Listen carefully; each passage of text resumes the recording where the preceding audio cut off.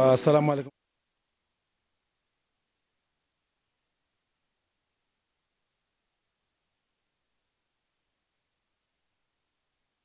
mbooloo mi ñoo ngi nuyu ñëpp di ziar ñëpp di rafetlu seen présence donc di nuyoo bi di si jiital le président de la Ligue Baldé qui est là le directeur technique régional bi fi nekk ak Aziz qui est aussi membre de la direction technique ak ñi fi ñëw yëpp parce que ñi fi nekk yëpp Ligue de Dakar lañ bokk donc tey ñu fas yéene partager ak yéen le peu de connaissances que nous avons sur le beach. day nekk une formation boo xam ne day basée sur l'échange waxtaan la ñun on a appris et on veut partager ça avec les clubs parce que li ñu ci bëgg yëpp mooy ku si nekk si ñun wala club bu nekk am les mêmes connaissances que ñii ñu ko jàng à partir de ce moment là su ñu defee compétition on peut partir à chance égale dama si sori nag man en ma qualité de CSO et de chargé du développement du beach maa ngi jox la baa ma jox ko Cassius d'abord avant président bi di jël fi wax. maa ngi nuyu ñëpp déjà di remercier ñëpp de par leur présence c'est vrai qu'avec période bi nekk nii ak la saison de pluie c'est un peu difficile ñeneen ñi tam c'est un jour ouvrable mais ñu fi ñëw tey ñu ngi leen di remercier par rapport à leur dévouement pour le handball. Direction technique régionale bi dafa nekk ci benn projet sillage boo xam ne depuis que la fédération bu ñu envoyé les personnes ressources au mois d'avril 2022 defoon formation ci beach handball ñu ngi ci phase de restitution bi actuellement jotoon nañ ci benn phase benn journée pratique par rapport au beach handball connaissance yi comme l'a dit le CSO moom mooy responsable au niveau de la ligue pour le développement du beach handball léegi phase bi ñu bëgg ñëw dañu bëgg dem ci phase pratique comment implanter le beach handball dans la région de Dakar donc ñu ngi ci deuxième session bi ñu def donc avec le doyen Abdou Aziz qui est un éminent spécialiste du beach handball je pense que dévouement bu mu ci am il mérite d'être accompagné et la ligue je pense que le président va prendre la parole tout à l'heure ligue bi lu mu mën ci def pour accompagner ko dinañ ko def même aussi beneen lu tax suñu xel dal parce que c'est lui le responsable national du beach handball donc il a un projet aussi au niveau de la Fédé donc d'une pierre deux coups la Ligue de Dakar est doublement chanceuse par rapport à son expertise donc lu fi nekk nii ñu ñëwagul ils vont essayer de suivre par le canal de 229 de Actu Hand di leen permettre au moins sax ñu mun suivre les activités boo xam ne sur deux phases il y aura une partie théorique tout à l'heure ensuite une partie pratique dans l'après-midi je pense que au fur et à mesure ñu dem ci débat yi les gens seront beaucoup plus nombreux et on salue tout le monde ñu ngi leen di nuyu ñëpp aussi di ñaan aussi au sortir de cette rencontre là je pense que affaire ñu mën ko démultiplier au niveau des clubs parce que loolu mooy permettre beach bi implanté au niveau de la région de Dakar. Donc pour ne pas trop être long je vais laisser la parole au président de la ligue pour mu ubbi session bi de formation sur le beach handball je vous remercie.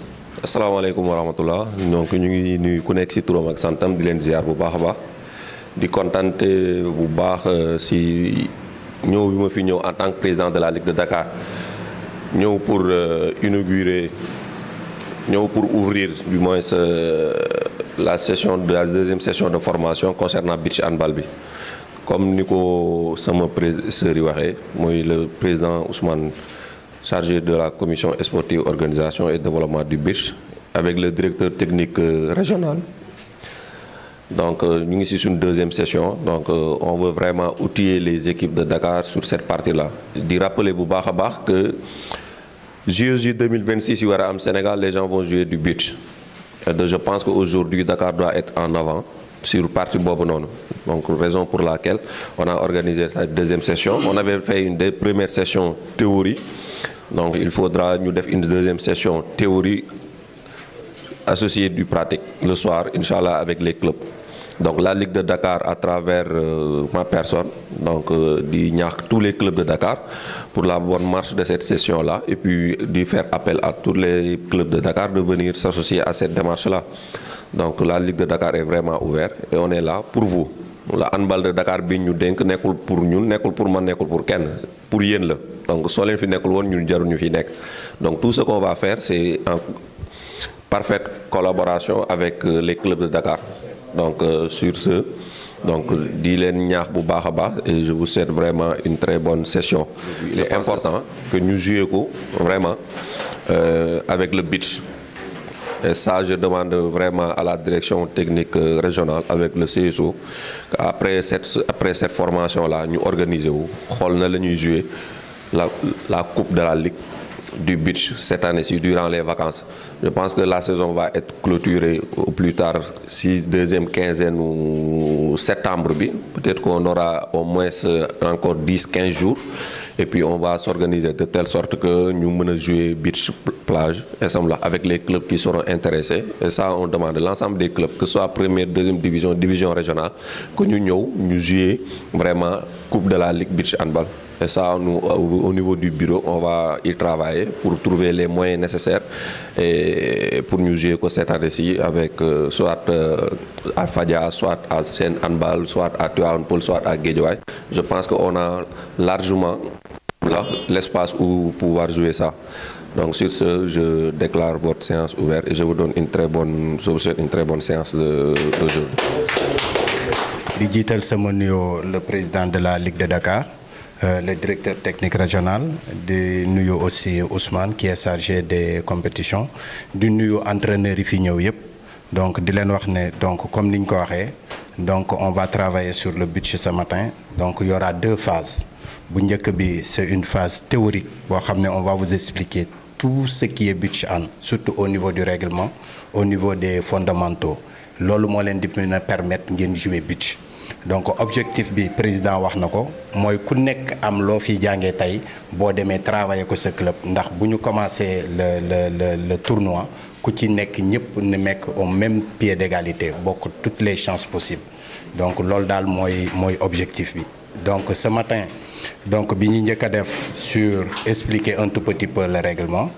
Ensuite les fondamentaux yi nga xamné moy tax nga jouer beach parce que beach ak handball indoor dafa am différence bi mooy dafa am ay éléments spécifiques yoo xam ne moo nekk ci beach nekkul ci handball indoor donc loolu boo ko maîtriser rek tu peux jouer le beach te je sais que c'est trop facile parce que déjà mën nga transférer un joueur de l'indoor au beach c'est pas tellement difficile il suffit que spécifique yooyu rek nga maîtriser ko rek ça passe facilement donc bu ñu jógee ci phase boobu dinañ ñëw ci phase arbitrage bi donc Ousmane dina intervenir expliquer leen un tout petit peu parce que aussi moom mi ngi suivre l'arbitrage au niveau international hein.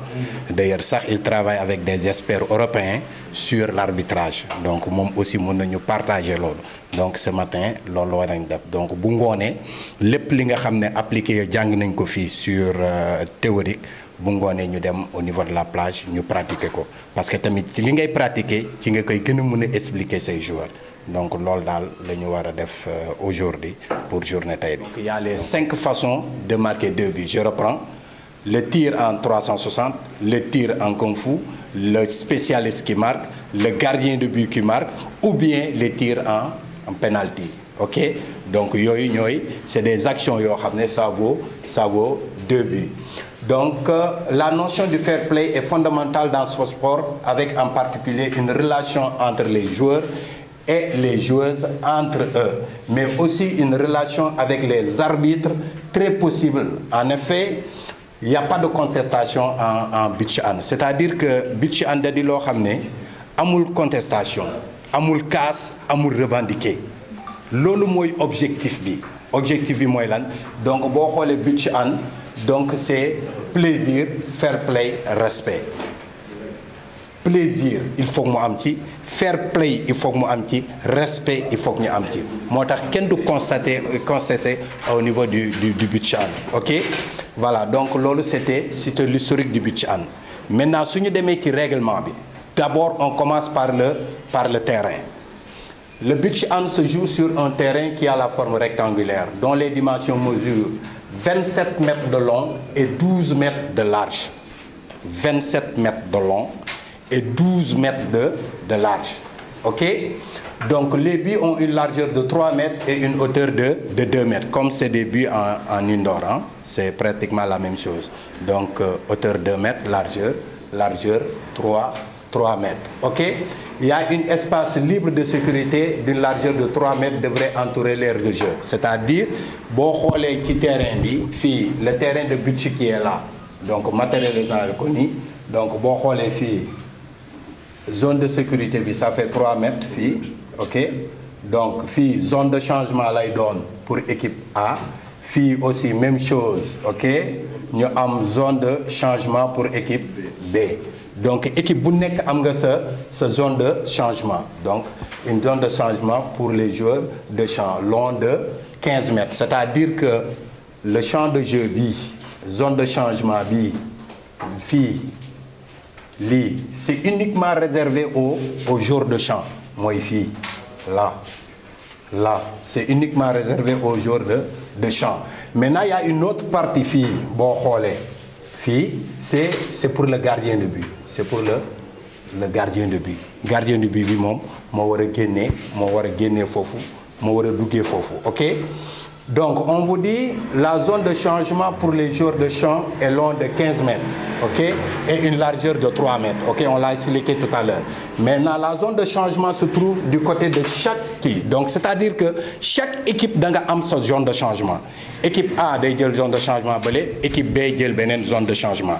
Maintenant à la mi-temps les joueurs peuvent changer de camp mais la zone de changement day rester c'est-à-dire zone de changement bi duñ ko changer c'est pas comme en indoor xam nga en indoor bu ñu defee mi-temps ñëppay changer zone de changement bi day changer joueurs yi dañuy changer mais fii au but ci an équipe bi day changer camp équipe bi dañuy changer camp mais zone de changement yi du changer zone bi nga jëloon au départ moom ngay jël ba léegi ok donc on l'a expliqué ici les joueurs de champ doivent uniquement entrer sur le terrain par cette zone. Donc, bépp joueur de champ doit entrer sur cette partie-là.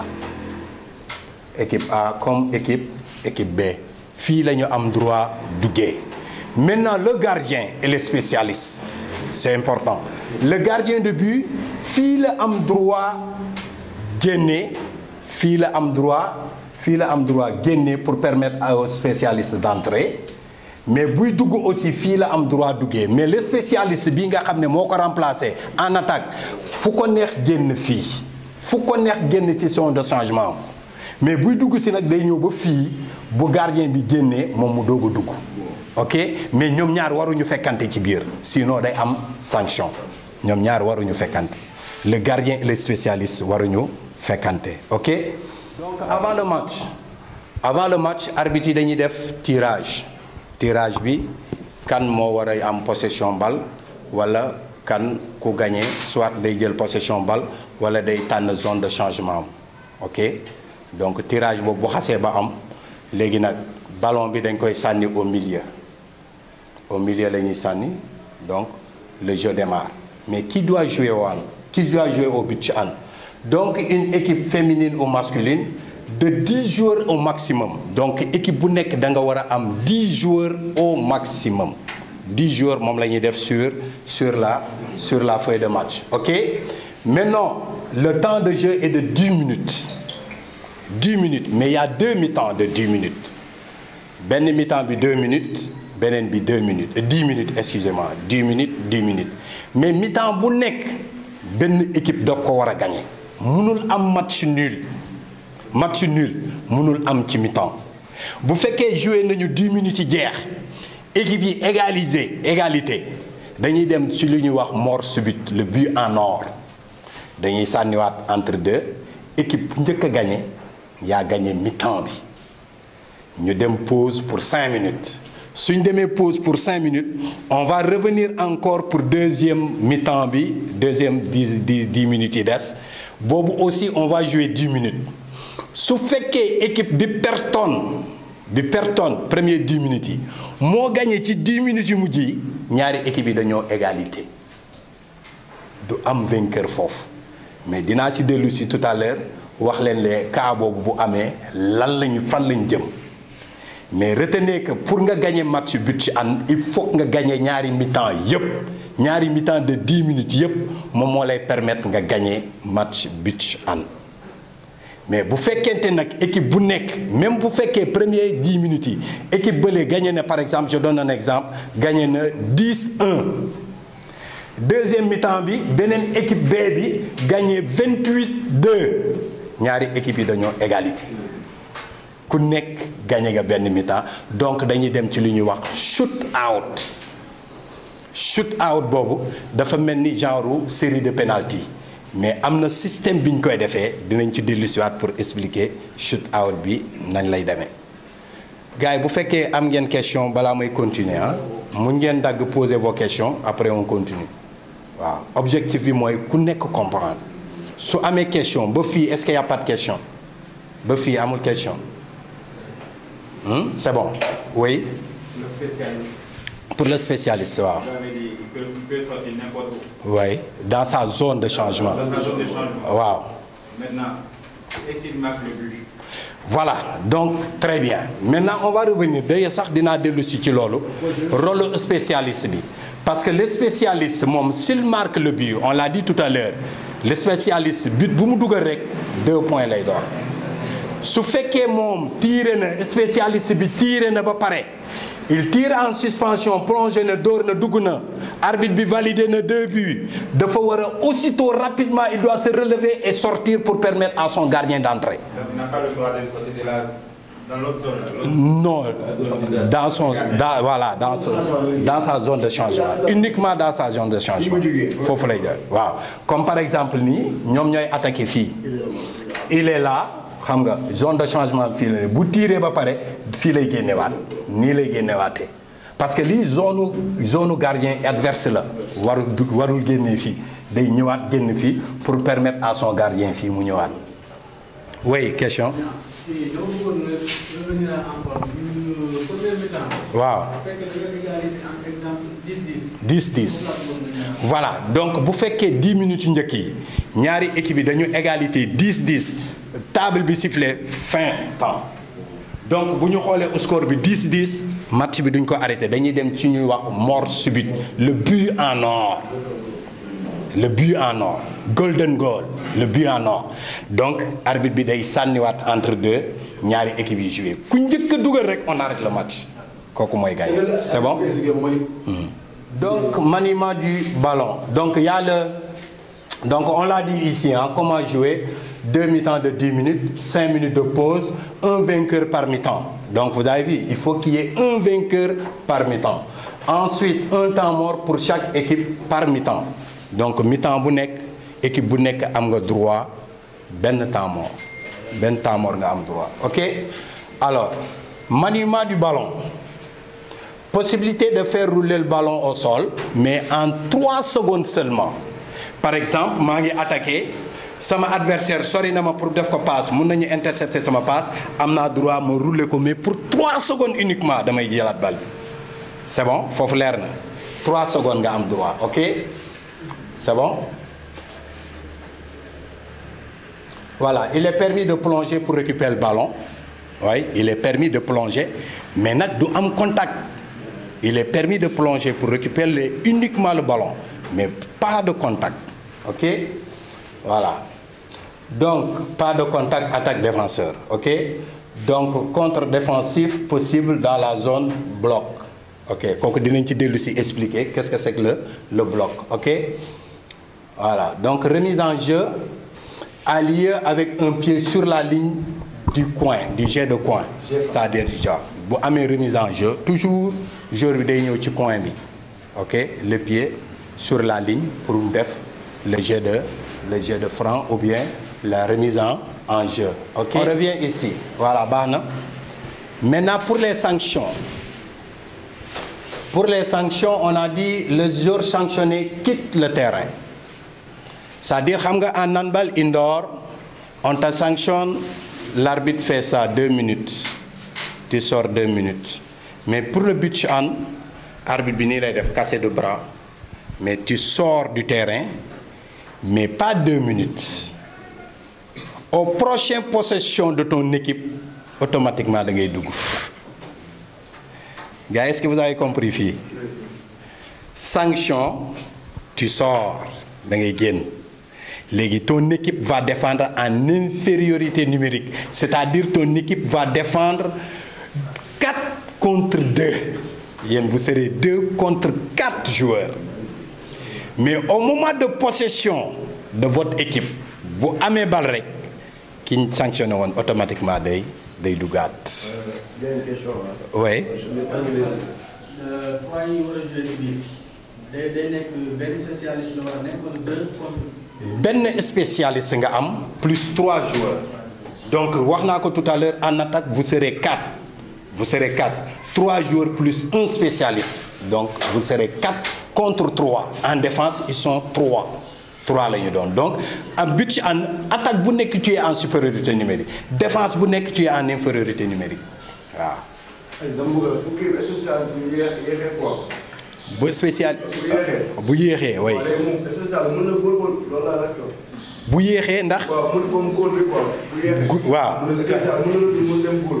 mu daw dem góolu ji waaw mais boobu dans ce cas góol ba la du dugg de du dugg waaw moom mun na tirer ba pare daw dem ci camp mais ça va être difficile suuf si bu leen fàttee suuf la de waaw non très compliqué gars yi très compliqué waaw oui waaw waaw léegi en attaque. léegi bu spécial bi nga xam ne loolu nekk ak 3 ñuy nekk. waaw mais en défense encore kon spécialiste day génn en défense nga nekk 2. en général sanction yëpp en défense lay doon en général sanction yi am pour joueur bi génn toujours en défense lay doon moo tax toujours bu ñu sanctionné joueur bi génn défense bi day nekk en infériorité waaw. non ci feuille de match bi la ñuy déclarer ñan ñooy spécialiste ak ñan ñooy gardien ci feuille de match bi au départ les 10 joueurs bu ñu recensé ci feuille de match bi 10 joueurs yi dinañu bind ñan ñooy spécialiste ñan ñooy gardien de but ok waaw.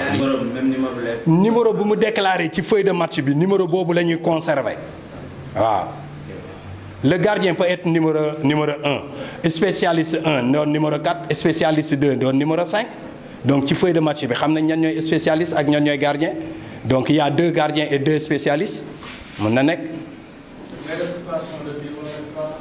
waaw. waaw. waaw.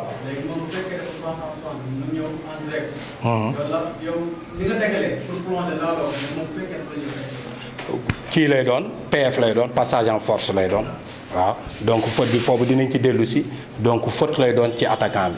parce que dafa ñëw persécuter le défenseur donc passage en force lay doon waaw. c'est vrai que y a la partie théorique mais pratique bi moo ëpp mais nag dañoo si arbitrage bi d'abord but di am 2 arbitres ñaar arbitre lay am comme d'habitude arbitre zone arbitre yooyu sa sàmba ak délégué comme délégué bu am y a pas de différence nag foofu y a pas de différence entre les délégués du beach di handball indoor ak le beach handball maintenant.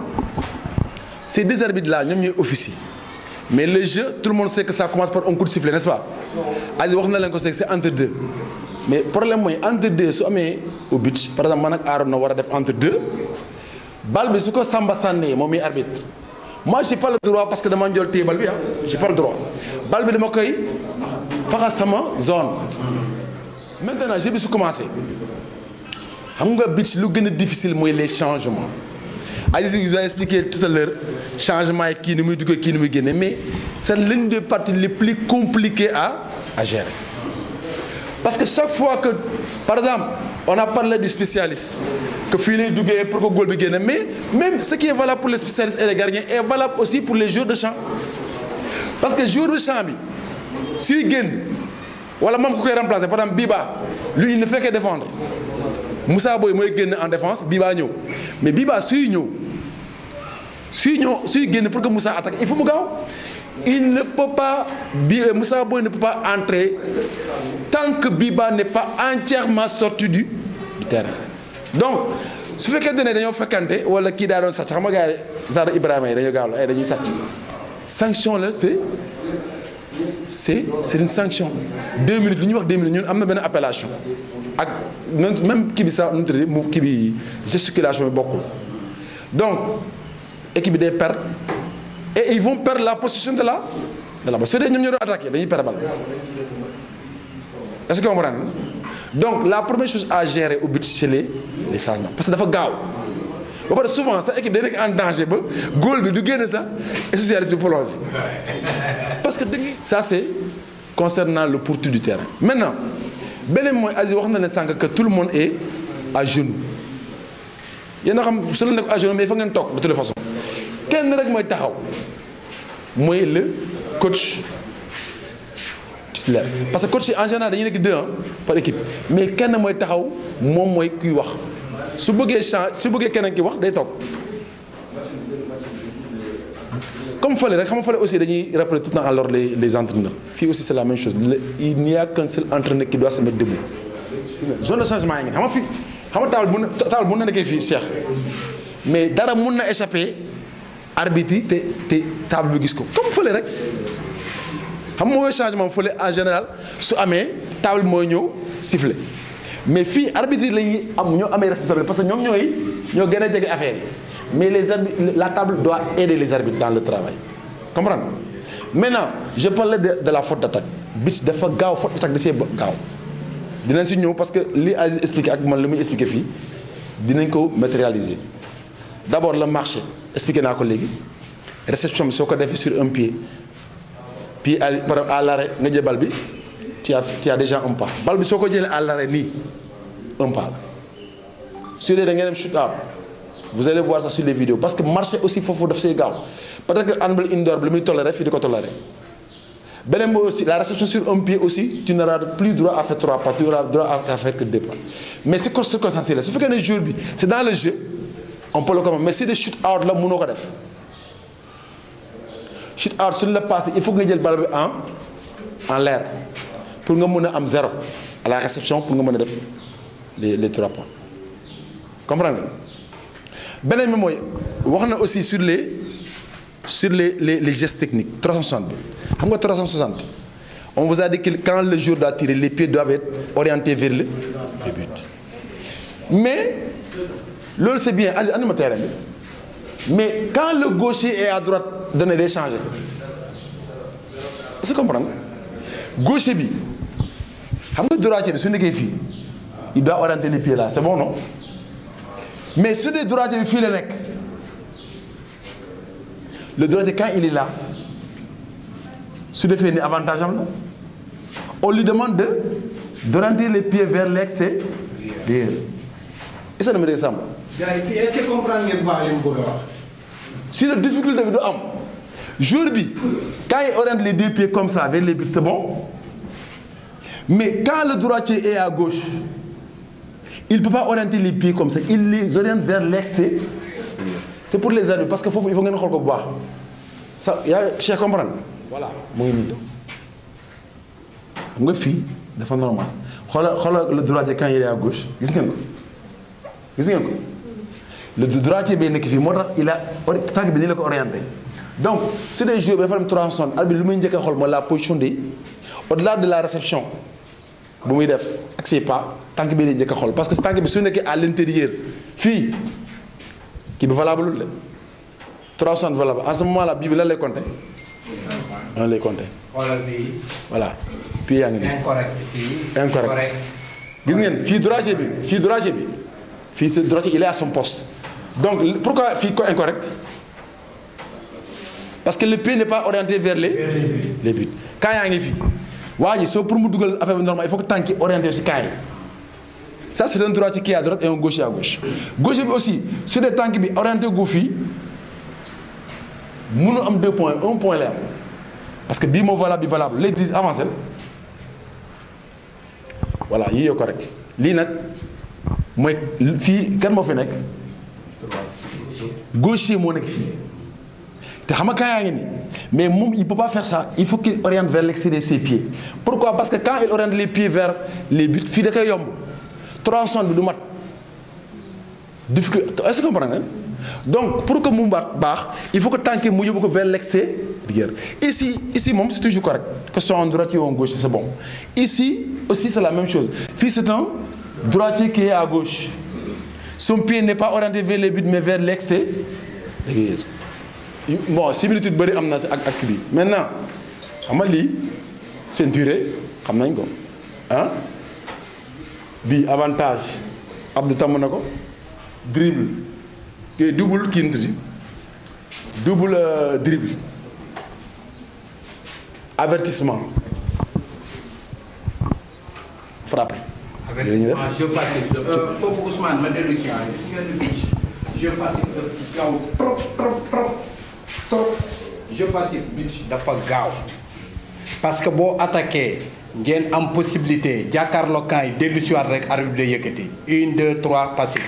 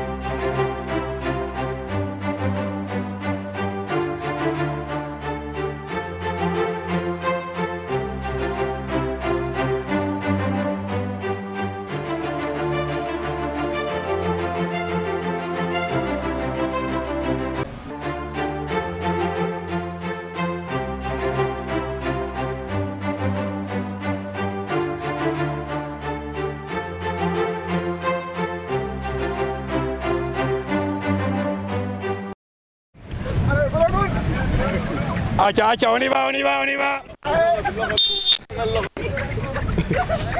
Acha, c'est parti les gars, on y va encore. Flexion, extension, ok? Encore. Acha, maintenant avec un petit saut. Là, monte. Encore, top, go. Oui, temps d'arrêt Chikao. Encore, go, top, go. Parfait. Maintenant, tour complet. Allez, go. Mauro, tour complet. Ok? Allez, top, go. Milieu, mais dans un premier temps, un demi-tour là, il passe. Ok? Tahol Ibrahim.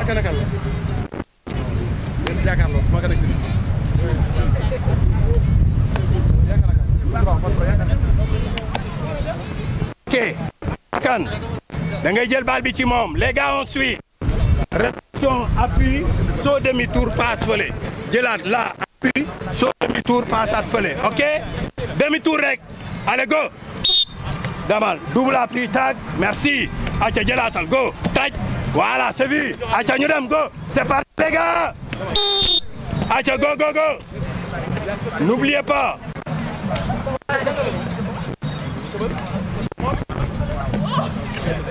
Parfait. Acha. Ngenar, liggéey leen.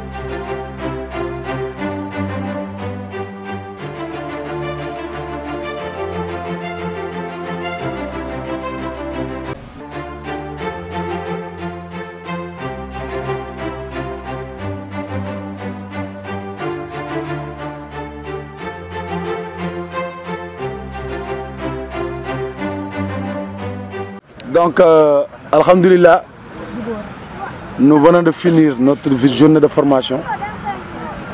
Mon mbégte franchement su ñun parce que woote nañ déjà arbitre rek yéen entraîneur wuyu si nañu au-delà de ça les jeunes de la ligue sont là loolu lañ ci bëggoon et j'espère que tout le monde est content. Alhamdulillah, depuis 9 heures ñu ngi on a fait les cours pratiques, les cours ensuite on est passé aux pratiques et mbégte la si ligue am li lañ ci bëggoon mooy peu de connaissances que nous avons ñu mën ko partager ak suñu ñoon. Je disais tout à l'heure que on a vu ici des arbitres, on a vu des entraîneurs, mais lu gën a réconfortant mooy ñu gis ay ndawu ligue ñëw te am na ñoo xam ne kenn woo la ñëw nañ joué nañ et on a vu du progrès. Et directeur technique baa ngi fii président ligue baa ngi fii vice président baa ngi fii membre direction technique yaa ngi fii. J'espère que ensemble on va évaluer cette première journée suñu paree dañu évaluer. Et cette formation-là sera une formation continue. Dès ce soir, je vais demander à Samba de créer un groupe WhatsApp sur l'union de formation. Comme ça, on va partager là-bas les vidéos, etc., etc. Pas vidéo taille, mais vidéo comme nous avons aussi document, dinañ ko fa dugal. Mais lu ñu bëgg mooy on veut des séances typiquement sénégalais. Yi nga xam ne ni un biba mooy dem 360 ñu garder vidéo bi suñu demee feneen di ko fa jàngale ñu jël vidéo sénégalais. Moo ñu gënal. Donc, moi, en tant qu'organisateur et chargé du beach, je suis très satisfait.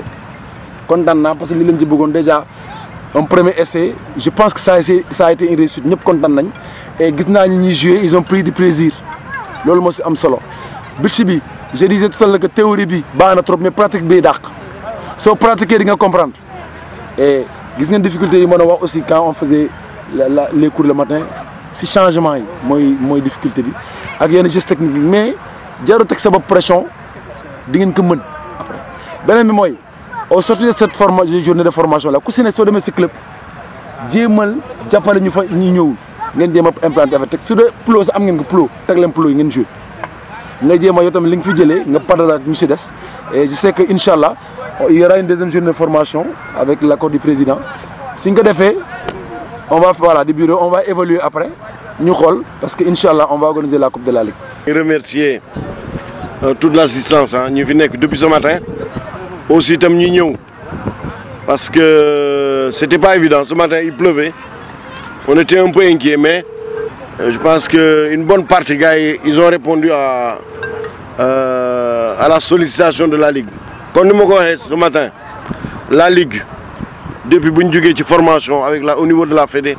Nous continuer ci processus boobu bii mooy je pense que mooy 3e session bu ñu def ci beach handball mais néanmoins bëgg nañ ñëpp ñëwaat on voudrait faire le maillage région de Dakar bi yëpp ñëpp a teew c'est ça notre objectif.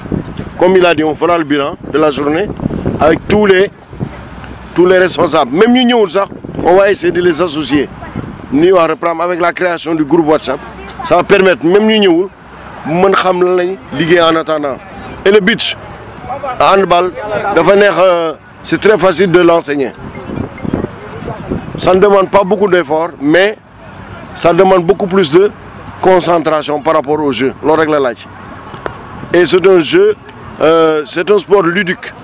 Jeu qui, comme il l'a dit ce matin, avec le fair play. C'est important.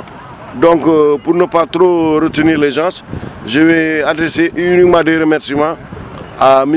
Diouf Abdelaziz, franchement, qui se donne.